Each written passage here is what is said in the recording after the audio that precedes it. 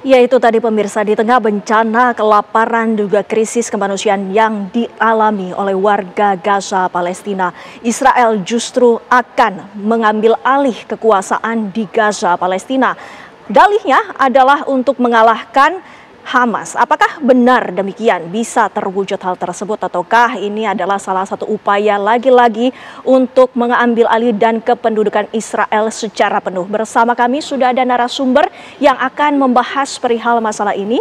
Di samping saya sudah ada Mas Agung Nurwijoyo selaku pengamat hubungan internasional. Selamat malam Mas Agung. Selamat malam Mbak Windy. Sehat pada malam hari sehat, ini. Mbak. Dan juga telah hadir pula Prof. Ali Munhanif yang merupakan pengamat dari politik Timur Tengah. Ya. Selamat malam Prof. Selamat malam. Terima kasih Mbak Windy, sudah hadir Bapak-bapak ya. pada malam hari ini adalah merupakan kekhawatiran dan juga prihatinan yang sangat besar bagi dunia karena di tengah bencana kelaparan ada upaya dari Israel semakin ngotot untuk mengambil alih Gaza. Bagaimana sesungguhnya kondisi di lokasi ataupun di Gaza Palestina? Sudah bersama kami pula Dr. Eka Budi Satyawardana yang merupakan relawan dari Mercy Indonesia. Selamat malam waktu Indonesia, Dr. Eka Budi. Selamat malam Mbak Windy.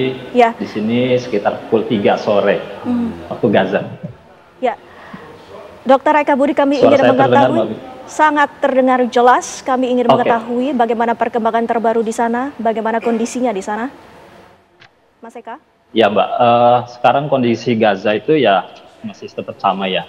Kondisi masih buruk, krisis pangan, krisis air, listrik, tempat berlindung, bahkan rasa aman itu udah nggak ada lagi gitu. Setiap saat di sini bisa aja tiba-tiba ada bom.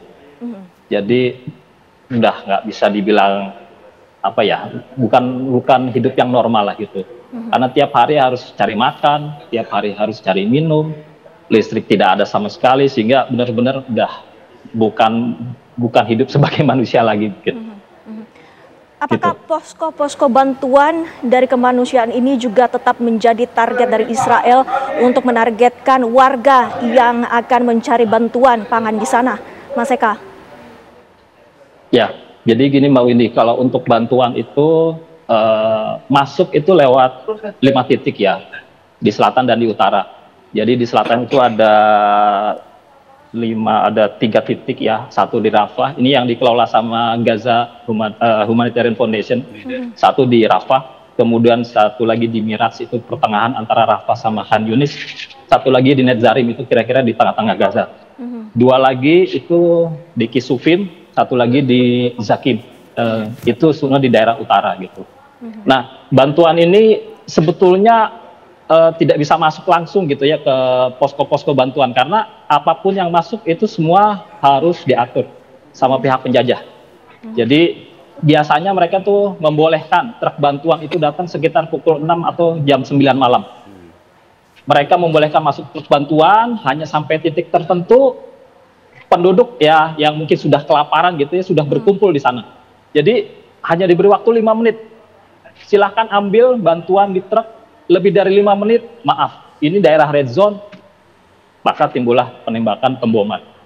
Jadi biasanya kami di emergensi terima banyak message itu pada malam hari gitu. Jadi seperti itu kondisinya. Dan hampir sedikit yang bisa masuk ke dalam Gaza.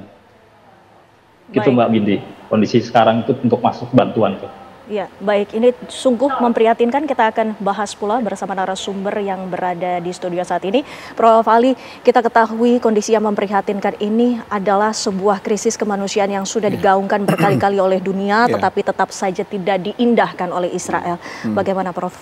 Iya, saya kira emang satu-satunya cara untuk mendorong Israel mengakhiri pendudukan dan juga mengakhiri perang Gaza adalah jaringan diplomasi internasional untuk melakukan secara resmi membangun semacam web of influence gitu ya, supaya Netanyahu menyadari bahwa ini bukan suatu cara untuk menyelesaikan konflik Timur Tengah.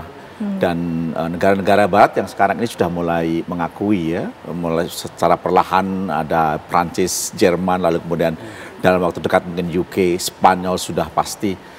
Itu memang harus disadari sebagai momentum untuk mencari penyelesaian yang tuntas tentang konflik Gaza. Tanpa itu ini perang kan memang perang asimetris ya. Jadi satu gerakan sosial yang sama sekali tidak mewakili sebuah negara dihabisi oleh sebuah negara yang dalam kategori internasional saya kira adidaya di Timur Tengah secara militer, politik, ekonomi.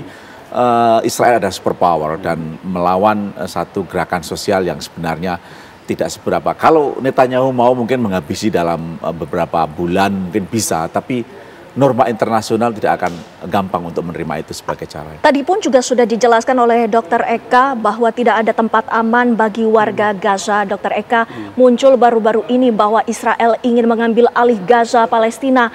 Bagaimana informasi dari warga sekitar menerima hal ini, Dr. Eka? Ya, Mbak Windy, betul sekali apa yang disampaikan.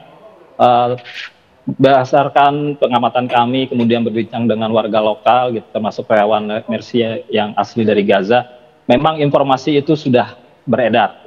Mereka sudah tahu bahwa pihak penjajah akan mencaplok gitu ya Gaza City. Tapi buat mereka ya nggak ada lagi tempat untuk lari. Mau ke laut pasti ditembakin, mau ke selatan juga bisa saja dibom gitu. Jadi dari beberapa yang saya bicara gitu, mereka sudah pasrah. Mati ya mati, meninggal ya meninggal di tanah mereka sendiri gitu. Jadi mereka sudah putus asa, sudahlah, biarkan Allah yang akan menentukan nasib mereka gitu. Baik.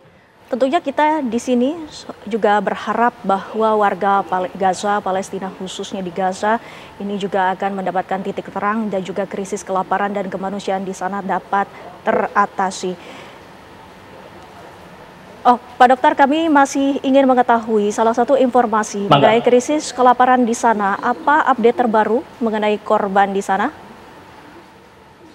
Kalau untuk korban karena kelaparan ya semakin hari semakin bertambah, Mbak ya. Tapi itu mungkin yang diberitakan memang yang severe malnutrition gitu ya. Sebetulnya secara umum semua penduduk Gaza itu sudah terkena kurang gizi gitu ya. Ya mungkin nggak terlihat sampai yang seperti diberitakan ya, sampai kurus kering gitu. Itu mungkin yang memang sudah benar-benar gizi buruk. Tapi secara umum yang kami amati seperti misalnya karena tadi ya banyak korban penembakan pengeboman itu kalau kita mau operasi kita periksa darah itu kadar hemoglobin darahnya udah di bawah 10 semua. Itu menandakan bahwa memang benar-benar krisis pangan itu terjadi gitu. Kemudian hasil setelah pasca operasi ya itu banyak sekali luka-luka yang tidak menyembuh dengan sempurna, akhirnya timbul infeksi dan itu juga menambah kecacatan lagi gitu.